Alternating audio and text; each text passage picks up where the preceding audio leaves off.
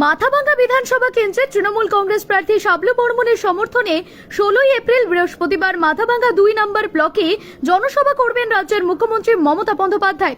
মঙ্গলবার ঘোকসাডাঙ্গা হাসপাতাল মোড় সংলগ্ন সভাস্থল পরিদর্শন করেন প্রার্থী শাবলু বর্মন। কোচবিহার জেলা তৃণমূল চেয়ারম্যান গিরীন্দ্রনাথ বর্মন। তৃণমূলের কংগ্রেস জেলা চেয়ারম্যান গিরীন্দ্রনাথ বর্মন জানান, সভাস্থল ছাড়াও হেলিপ্যাড তৈরি, গাড়ি পার্কিং, নিরাপত্তা ব্যবস্থা সব দিক ঠিক আছে কিনা সেই কারণেই মাঠ পরিদর্শন করা হয়েছে।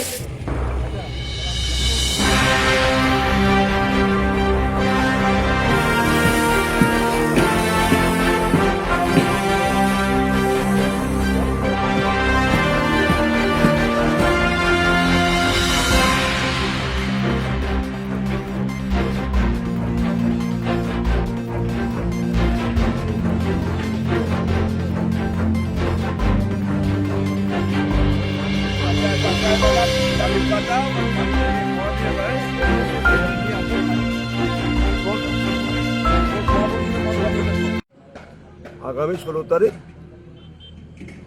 বেলা 11টার দিকে আমাদের সর্বভারতীয় জননেত্রী তৃণমূল কংগ্রেসের মমতা বন্দ্যোপাধ্যায় আসছে। তার মঞ্চ, হেলিপ্যাড এবং আমাদের ব্লক সভাপতি খোকনের উপর দায়িত্ব সব আছে।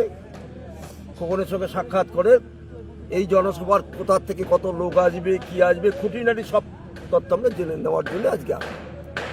কত লোক এই সমাবেশে অংশগ্রহণ করবে? আমাদের লক্ষ্য আছে 30,000 লোকের সমাবেশ আমরা করবো।